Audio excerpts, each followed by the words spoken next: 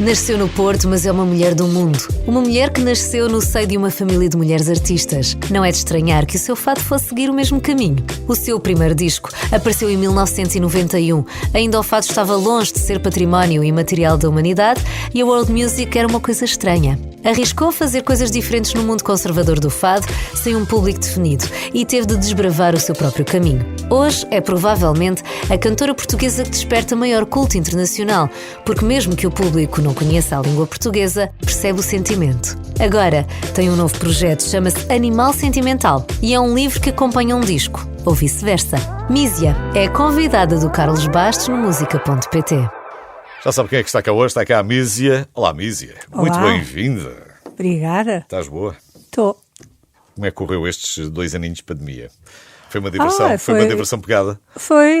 O pior foi o confinamento. A pandemia ainda vai lá, mas o confinamento foi difícil. Porque, embora eu goste e saiba estar sozinha comigo, foi demais. Sim. E para quem está habituado a viajar pelo mundo... Isso sim, isso fez imensa falta. Ficas ali o outro fechado. dia fui a Madrid fazer promoção do álbum e quando me vi no avião, aquilo, eu já parecia que nunca tinha andado de avião. Estava assim estranha, não é? Muito estranha. Aquela vontade que eu tinha antes, que conhecia todas as coisas do aeroporto, andava de um lado para o outro, estava assim um bocado esquisita. Mas isso também recuperas rapidamente.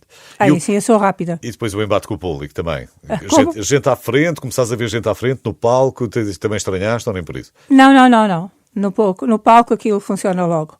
No último concerto que fiz no CCB, quando vou para o palco estou em casa. Já tinha saudades também. Isso eu acredito. Tens aí um novo álbum, chama-se Animal Sentimental. Foi editado, agora está quentinho. No dia 29 de Abril. Sim, portanto ainda está quentinho. E vais ter um espetáculo no Museu do Oriente, não é? No Museu do Oriente, no dia 27 de maio, um espetáculo de apresentação. Já estás a fazer os planos todos, os ensaios, tudo? Ainda não começámos os ensaios, mas pela primeira vez, isto é uma novidade para mim também, pedimos a colaboração do Tiago Torres da Silva para fazer a dramaturgia e a direção do concerto. Até agora era eu sempre que decidia como é que eram os concertos e tudo.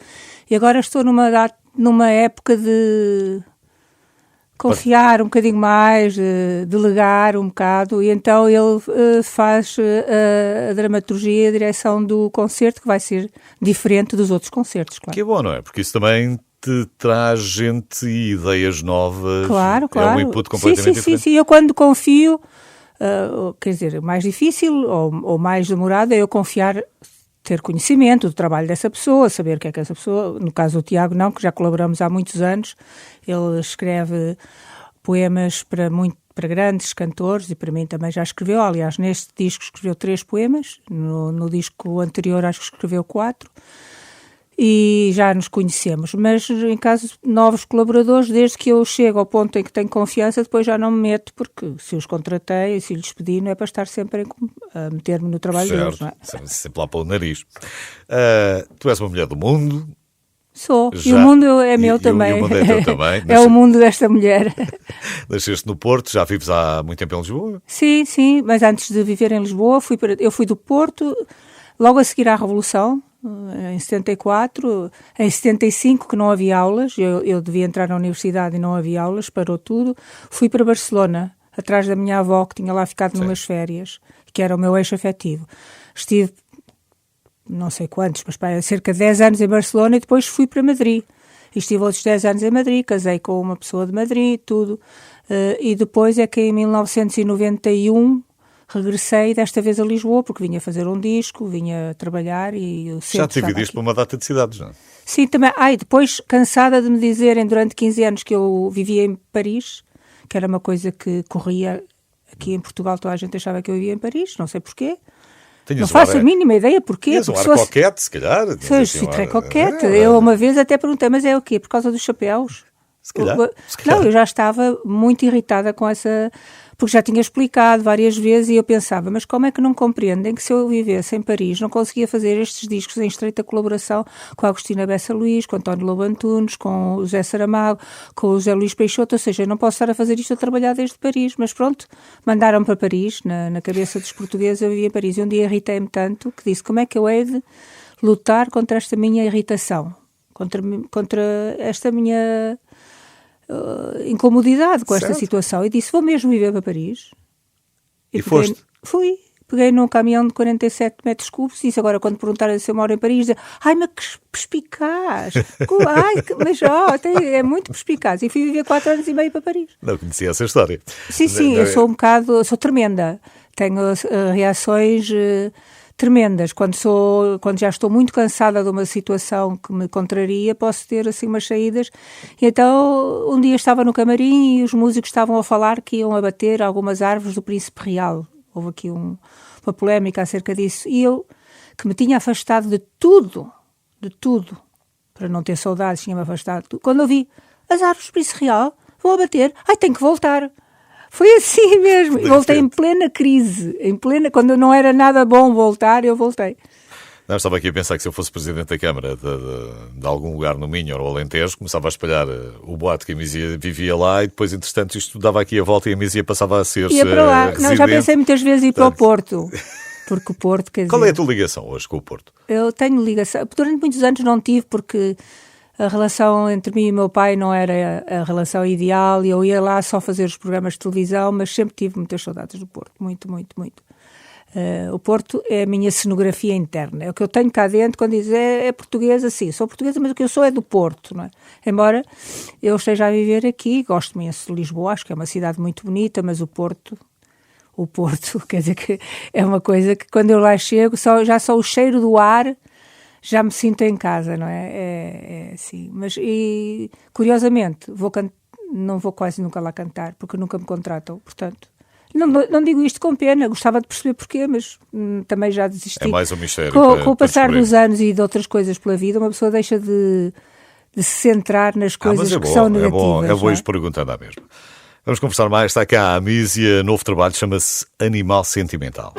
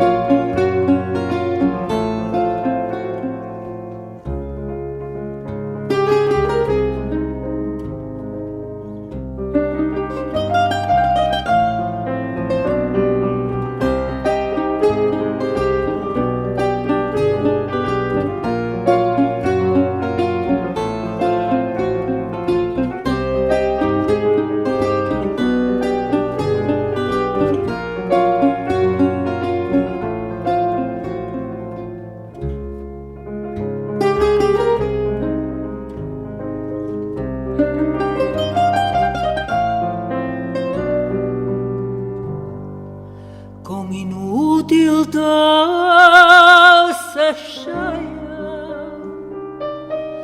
que ninguém ergue da mesa, transborda de dor alheia meu coração sem tristeza, sonhos de mágoa figura só para ter que sentir, e assim não tem amargura que se temeu a fingir, e assim não tem amargura que se temeu a fingir. Ficção num palco sem tábua, vestida de papel seda, mima uma dança de mágoas para que nada suceda,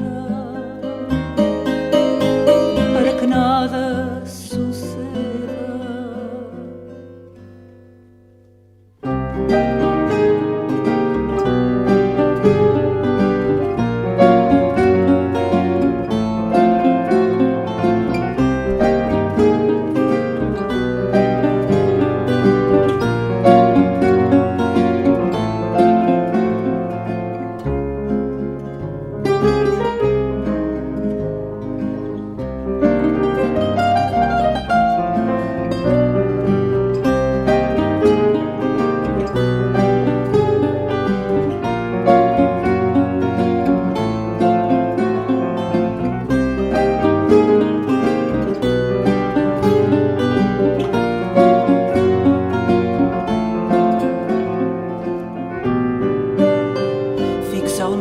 Vago sem tábua, vestida de papel seda, mima uma dança de mágoas, para que nada suceda, para que nada suceda.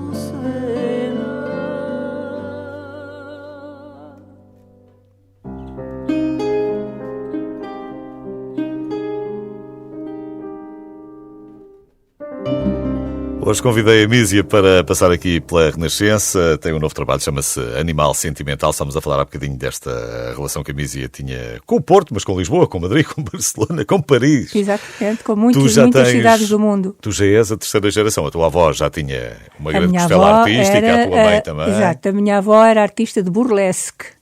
Imaginem, nos anos 30. O que é que se devia dizer? Exatamente. E a minha mãe, bailarina da música clássica espanhola, os grandes autores, Manuel de Falla, Albéniz, Granados, fazer concertos de castanholas com grandes orquestras e tudo. A minha mãe já foi uma coisa mais a sério. E depois apareceu, que ninguém queria que eu fosse artista, não é?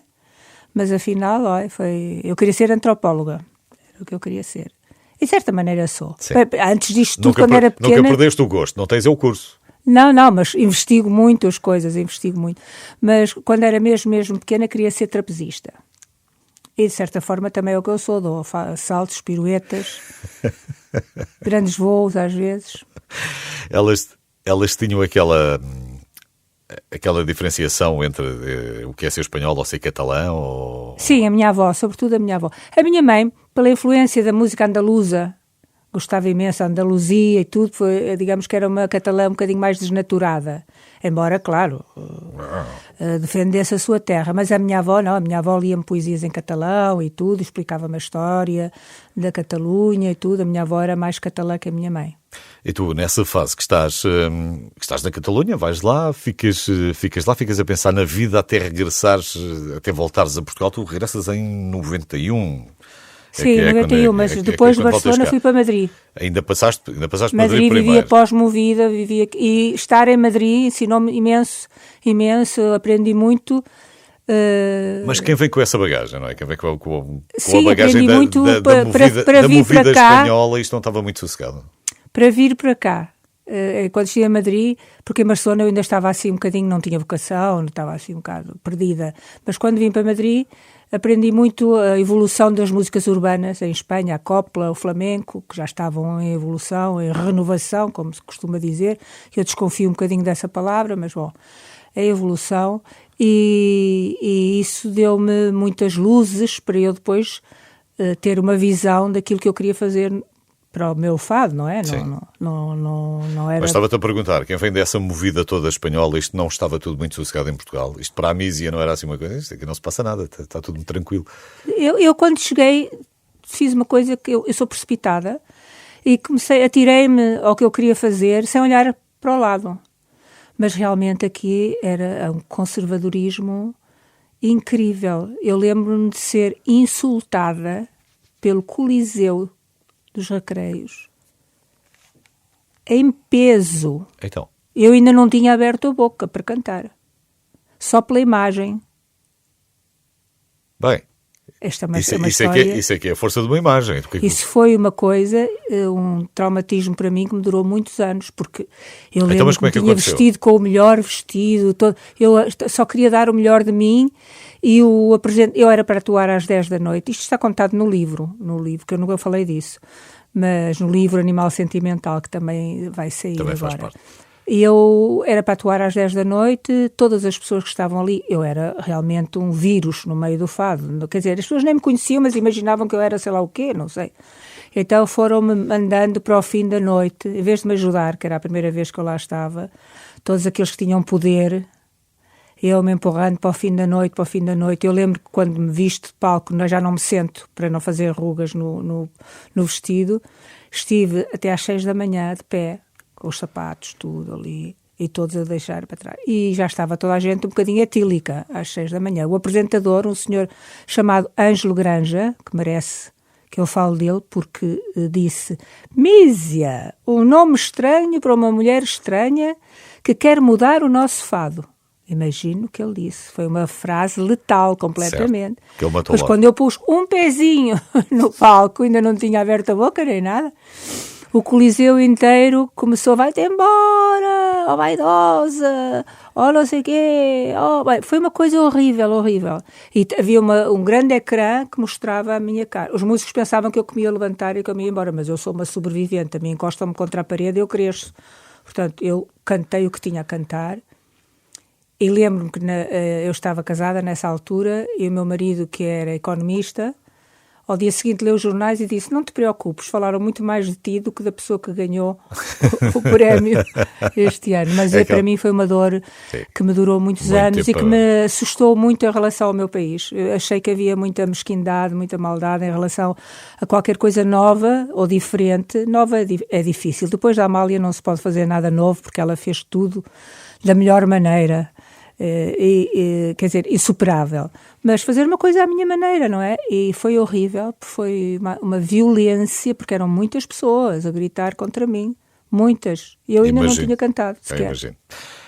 Mas tens esse lado, que é o lado de ir buscar gente fora do fado e de rodeares também com essas pessoas e de poderes ter um trabalho mais artístico, mais plástico e dar outra alma. Eu quero falar um bocadinho sobre alguns nomes que passaram por ti, passaram pela tua carreira, já a seguir.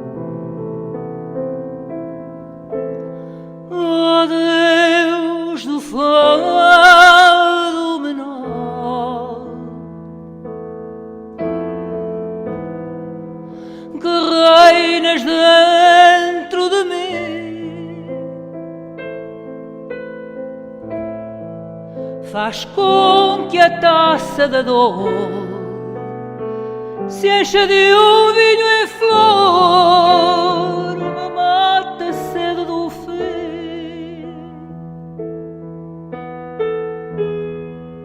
Faz com que a taça da dor se encha de um vinho em flor, me mata a sede do fim. Da vida quero os sinais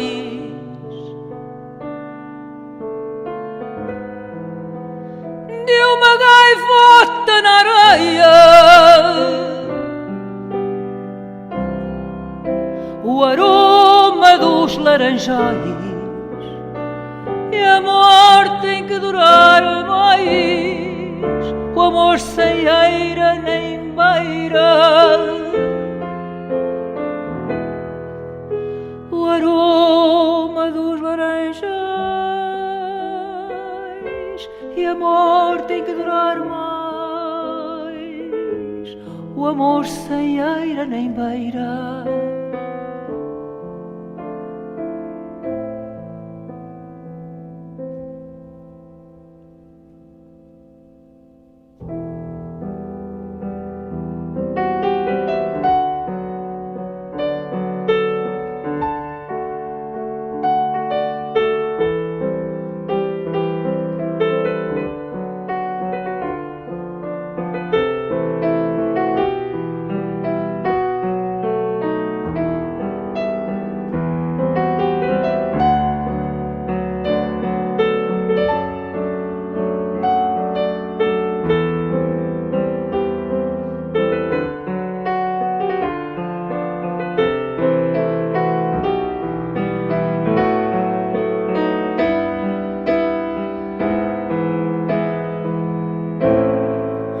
No espelho nu que me encante, que fica um sopro de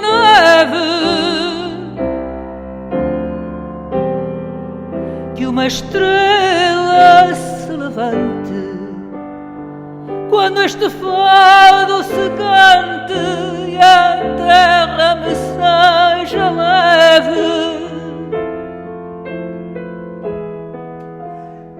Que uma estrela se levante, quando este fado se cante e a terra me seja leve. Hoje estou a conversar com a Mísia. Estávamos a falar há bocadinho da primeira grande recessão que teve em Portugal, que não correu nada bem. Mas tu foste rodeando, de facto, de pessoas que, de alguma maneira, trabalharam contigo. Não vou dizer trabalharam para ti, vou dizer trabalharam contigo. Não, exato, colaborámos. O Saramago, começamos logo por Saramago, ou Patrice Leconte, ou o John Turturro. Perdão? O John Turturro? O John Turturro, sim. É que com esta plataforma entre nós, às vezes não ouço bem. Temos aqui uma coisa espetacular. Em acrílico, ainda temos, para memória futura. Mas tapa mesmo. Quando ouvimos esta conversa daqui a 20 anos, percebemos que eles ainda estavam na altura a seguir à Covid-19. E, portanto, tu tens aqui uma série de gente, vais trabalhando com uma série de escritores que também já elencaste há pouco e que trazem outras coisas novas e diferentes, não é? Que dão algum prazer. Eu gosto, ou seja, cantar o fado para mim, que é o fado é local, mas ao mesmo tempo é uma música universal, porque é compreendida através da linguagem emocional, emotiva, no fim do mundo. Senão não se explica, não é? O êxito que o fado tem tão longe, não é? Portanto, eu se canto fado, não é, com todo o meu respeito pelas pessoas que decidiram e que estão no seu direito de cantar o fado aqui, numa casa de fados, para Lisboa ou para o Porto, assim. Eu canto fado para falar com o mundo, para poder comunicar com o mundo. Portanto, para chegar ao Japão e saber que vão aplaudir. O maior aplauso de um concerto no Japão coincide com o maior aplauso de um concerto em Lisboa, do mesmo concerto em Lisboa. Porque eles seguem a intensidade das emoções do intérprete. E mesmo que não percebam a letra, percebem qualquer coisa importante se está ali a tratar e qualquer coisa que é... O sentimento. Não é? Exatamente, que é o sentimento e qualquer coisa que faz parte da vida, da morte, da existência, não é? E isso é compreendido, por acaso é extraordinário, mas é compreendido. É como se nós fôssemos à África e estiverem a fazer um ritual qualquer, nós não percebemos, mas sabemos que ali estão a tratar de coisas importantes para eles, não é? E foi por isso que eu sempre tive a tendência de pôr o fado em diálogo com outras artes, com outras pessoas, de outras disciplinas. Foi uma tendência natural. E, ao mesmo tempo, pelas minhas viagens, fui-me cruzando com essas pessoas. O John Turturro, por exemplo, William Christie, convidou-me para eu cantar na Cité de la Musique, num espetáculo que eu fazia nessa altura com a Maria de Medeiros, a própria Maria de Medeiros, colaborar com ela, os grandes escritores portugueses. O único que não escreveu para mim, mas que teve a generosidade de me emprestar, as suas palavras tinham sido escritas inicialmente para o Vitorino, foi o Lobo Antunes, António Lobo Antunes. Ele nunca escreveu especificamente para mim, eu gosto de deixar isto claro. Mas de resto tem Agostina Bessa Luís, o único poema que se conhece de Agostina Bessa Luís foi escrito para o meu disco Garras dos Sentidos, quer dizer, isso é um orgulho, ponto alto, claro, da minha... É um orgulho, posso dizer, não é? Não vou ter aqui falsa modéstia. Claro, falsa modéstia, então. Exatamente. Eu também não tinha. Não, claro, é o orgulho e o agradecimento, não é? Portanto, tenho muito que agradecer aos meus músicos, começando pelos meus músicos, os compositores, os poetas e o público, que me ajudaram, às vezes com algumas dificuldades que eu passei, mas é normal quando se faz uma coisa diferente, não é nada pessoal contra mim, mas que me ajudaram a estar aqui hoje e a ser quem sou hoje, não é? A ser uma pessoa que estou em paz. Eu tenho alguma curiosidade em relação a isto, porque a Mísia, quando a Mísia veio para Portugal, tu vieste para cá, o fado ainda não era património imaterial da humanidade, que isto só foi agora em 2011. Ao contrário, não tinha, naquela altura não tinha nem prestígio comercial, certo, porque não se vendia, nem cultural, por causa que ainda estava influenciado pela Revolução. Nem esta história toda da world music também é uma coisa que vem depois. Eu, por acaso, exatamente, tive alguns colegas de faculdade que cantavam na altura, não é que fossem olhados bem, mas era o Rodrigo Costa Félix, era a Mariana Bolbon, que eram... que era o João Braga Sim, que o João Braga e os seus protegidos. Mas que não era uma coisa que o pessoal mais novo pegasse e que gostasse muito, não é? Tu vens um bocadinho em contracorrente também. Digamos, eu não fiz nunca parte de nenhum grupo de protegidos, porque havia os protegidos de João Braga e os protegidos do Carlos do Carmo. Sim. Era uma espécie de 2 talibãs que dirigiam pater famílias. Mas era verdade. Dá vontade de rir, mas quem viveu isto, eu pelo menos que vivi, eu era vetada de um lado e do outro. Porque os da direita não gostavam de mim porque eu cantava poetas de esquerda. Alguns, outros não. Eu cantei imenso Vasco Graça Moura, não é? Não era uma pessoa de esquerdas. E os da esquerda não gostavam de mim porque eu era uma fadista contaminada, digamos. Porque não era pura de um bairro, como gostam as pessoas naquela altura. Eu era pós-moderna. Mas a Mísia acaba por ganhar, não é? Tu acabas por ganhar pelo menos o título de marcares ali um novo princípio do fado, ou um novo fado. Segundo escreveram... eu vi isso, eu também achei graça, porque já agora estava a falar de colegas da faculdade, o Manuel Alperno também foi meu colega da faculdade. O Manuel Alperno escreveu, e o Manuel escreveu isso. Escreveu que tudo aquilo que se conhece como novo fado nasceu com o meu primeiro disco. Se tivéssemos que encontrar ali mais ou menos uma data, seria exato, se tivéssemos que encontrar, se procurasse, porque é tudo muito difícil. Não pertencendo nem a um lado nem ao outro, pelo mas menos... é que não havia ninguém naquela altura. Depois, ainda bem que apareceu o Paulo Bragança, que me fez um bocado de companhia, mas não havia ninguém. Não é? Estavam os Madre Deus, mas que não era fado, havia muito bons artistas, mas dentro do fado o que eu fiz foi uma loucura. Quando eu comecei, eu cheguei aqui a dizer que queria cantar fado, queria fazer as idas, então a gente me dizia, ai não, mas com a tua imagem tu devias cantar pop, tu devias cantar... Então a gente dizia, fado, mas o fado não vende, ou seja, era o contrário, toda a gente me dizia, fado, é uma loucura, não faças isto neste momento. Mas tu eras teimosa? Não, quer dizer, não é uma questão de ser teimosa, é uma questão, eu não fiz para teimar contra ninguém, eu estava muito centrada em mim e na minha própria vontade e na minha própria visão. Se todos tivessem estado de acordo, eu teria feito na mesma. Todos estavam em desacordo, mas eu fiz na mesma. É quando às vezes me dizem, mas tu és a única pessoa a dizer isso, eu disse, pronto, mas sou eu, quer dizer, os outros são os outros, eu sou eu, não...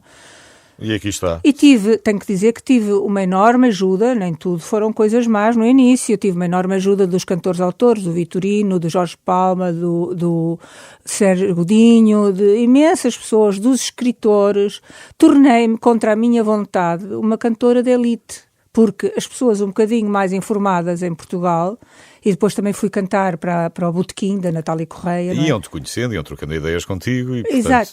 Criou-se ali uma afinidade também, não é? Eu tornei-me uma cantora de elite, que é o contrário daquilo que eu quero ser, não é? É o que eu gostaria. Eu nunca me queixo de não ser bem amada em Portugal, eu queixo-me de ser mal divulgada, que é diferente. Vamos falar mais um bocadinho, ainda temos uns minutos. Obrigada. Está cá a Mísia, temos aí o Animal Sentimental, que é o novo trabalho, não é só um disco.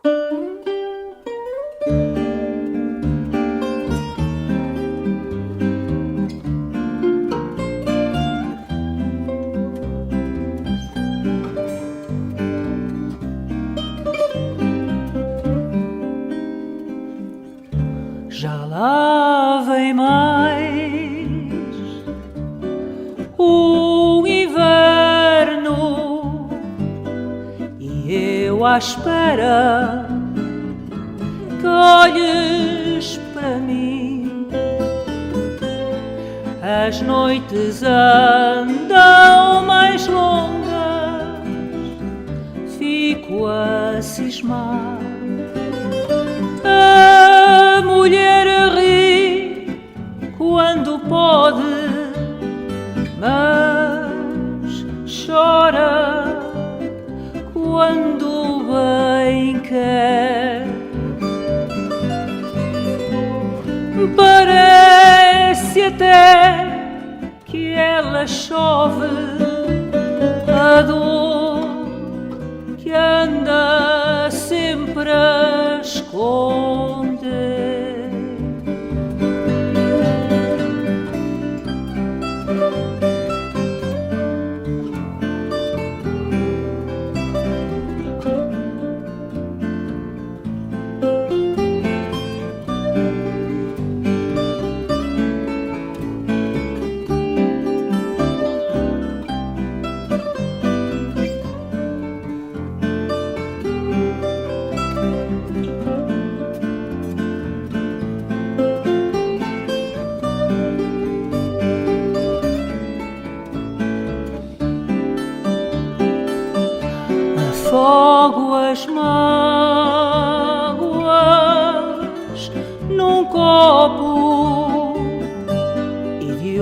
só trago, tento esquecer que a primavera anda longe e eu sem te ter. A mulher ri quando pode, mas chora quando bem quer. Parece até que ela chove a dor que anda sempre a esconder.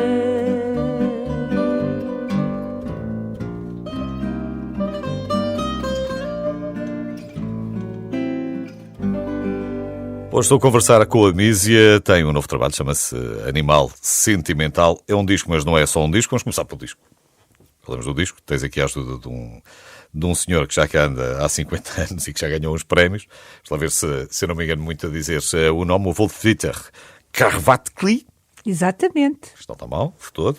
E como é que ele se cruza no teu caminho? Foi trabalhar com ele, foi ótimo, porque ele gravou com uma técnica, uma maneira de gravar, da mesma maneira que ele grava a música clássica. Ele tem vários Grammys, mas, sobretudo, ele trabalhou muitos anos na Deutsche Grammophon, portanto, fez projetos de grande prestígio. E então foi num estúdio histórico, no Namus, e então gravámos todos na mesma sala. Eu não tinha nem auriculares, nem monitores, portanto, a minha voz foi uma coisinha a dizer, não se vai ouvir a minha voz, porque eu não ouvia com as alcatifas. Nem punhas a mão, assim, não nada, não tinha nada, todos assim, e ele conseguiu que, além da minha voz e dos instrumentos, se ouça uma coisa que eu acho que é como um instrumento mais, que é o som da sala. Ouve-se o som da sala, que é o primeiro disco em que isso acontece.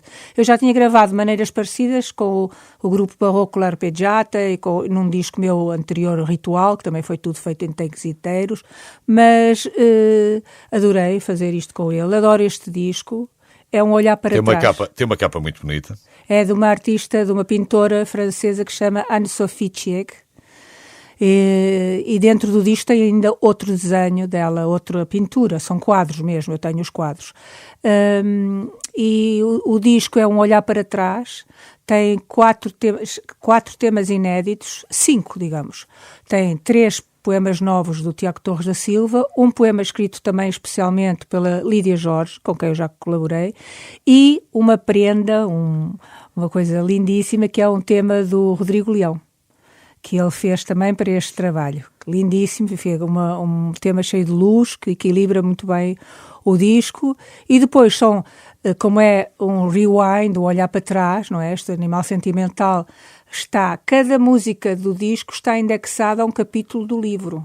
Isso eu acho que é um bocadinho interessante, não é? Tu foste construindo, à medida que ias escrevendo Exatamente, o livro, ias construindo a banda sonora. E fui construindo ao fio da consciência, eu não fiz planos para o livro, não fiz planos, fui assim, não tinha um plano de escrita, é a primeira vez que eu escrevo um livro, nem sei como é que se faz um plano de escrita, não é? Portanto, eu fui contando as coisas que achava que eram importantes, algumas fui contando desde a cicatriz e não desde a ferida aberta, portanto, não contei coisas suculentas, sórdidas, trágicas, não. Não é um livro de vinganças ou de ajuste de contas. Sim, mas é assim, nem pessoal, nem profissional, que podia ter feito. Não é um romance, não é um diário. Não, mas as coisas mais negativas estão contadas de uma maneira em que se nota que eu já fiz o meu trabalho sobre isso, não é? Não é uma catarse para me liberar, não. Eu fiz 15 anos de psicoterapia, senão como é que eu tinha resistido àquele coliseu? Mas é a tua vida que ali está? É, desde o dia de nascimento, que já foi especial. Quantos capítulos é que tem? Perdão? Quantos capítulos tem? Tem 10 capítulos. Portanto, são 10 momentos em que tu vais escrevendo e vais recordando e vais vivendo a memória sobre aquilo. E o livro vai ser apresentado, antes que eu me esqueça, porque eu às vezes esqueço destas coisas que são importantes, no dia 7 de junho. Onde? Ainda não tens sítio? Tenho, é num hotel extraordinário ao lado da minha casa, que é o Palácio Verri de Santa Catarina, e vai ser apresentado ali. Portanto, a ideia surgiu com o livro, tu começas a escrever, Sim. Não sei se funciona como terapia para ti também ou não, se é uma coisa que gostas de Não, fazer não foi terapia. A psicoterapia tinha feito toda antes. Não fiquei Mas diferente. escreves muito? É uma coisa que está a prazer fazer ou foi Eu agora o escrevo momento? de vez em quando, e quando escrevo era bastante elogiada, porque quer dizer... Ok, Uma portanto, vez o então foi Pacheco uma Pereira coisa... até escolheu um artigo que eu escrevi para o público como o melhor artigo da semana. Portanto, eu fiquei assim um bocado convencida que não escrevia mal, não é? Muito bem. Mas depois também, quando apresentei o livro à editora Leia, eles gostaram e portanto, acho que assim, eu não sou uma escritora, não sou... Depois de ler a Margarita Ursenar, uma pessoa perde qualquer veleidade. Mas acho que, sobretudo se eu tivesse uma palavra para definir, é honesto. O meu livro é muito honesto e é belo. Em algumas passagens é muito belo. Leu o da Mísia, depois leu a Margarita, leu o Cenário... Tempo, esse grande escultor, por exemplo, lê tudo de seguida. E pode usar a mesma banda sonora. Mas O Animal pensei Sentimental muito antes de escrever. é um disco, é um livro, é um 2 em 1. Da Mísia, o espetáculo para poder ouvir a Mísia cantar é no dia 27 de maio, quase. no Museu do Oriente, em Lisboa. Espero por vocês. Pois claro. Não me deixem ficar mal. Mísia, muito obrigado. Muito obrigada a ti. Obrigado por teres vindo. Animal Sentimental, da Mísia, minha convidada hoje.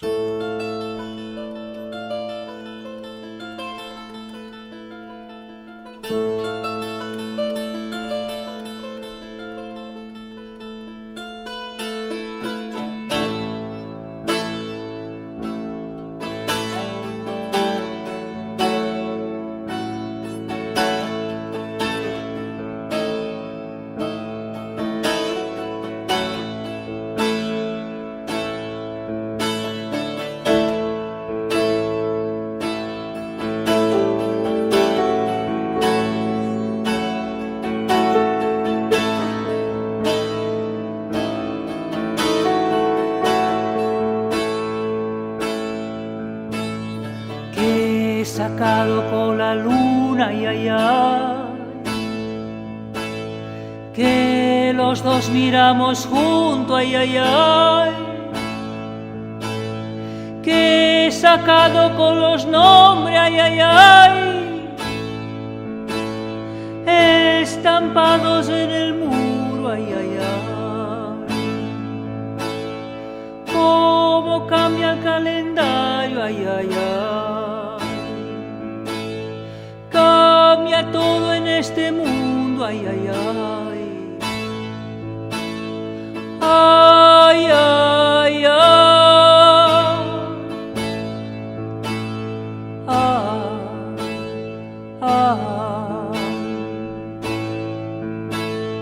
Que he sacado con el lirio, ay, ay, ay. Que plantamos en el patio, ay, ay, ay. No era uno el que plantaba, ay, ay, ay. Eran dos enamorados, ay, ay, ay. Hortelano tu plantío, ay, ay, ay. Con el tiempo no ha cambiado, ay, ay, ay.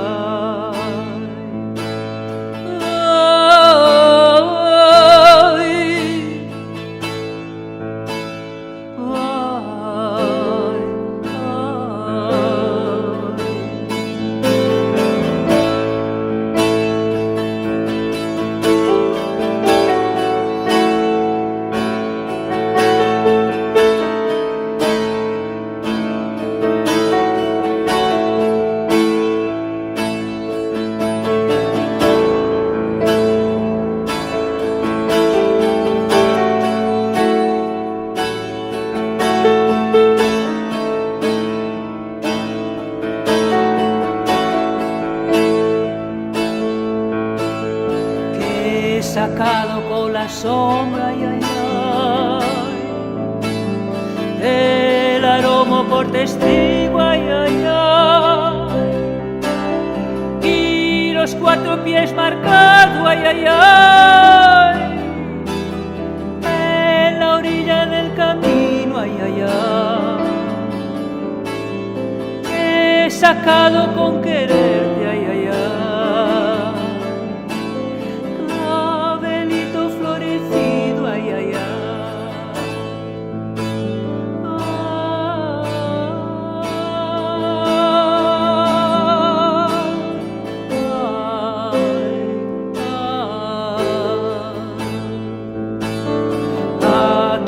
la misma luna, ay, ay, ay.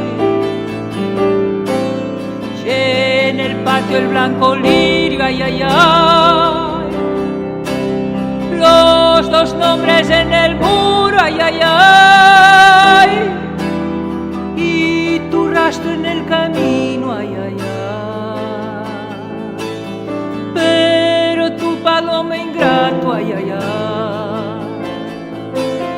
Ya no arrullas en mi nido, ay, ay, ay.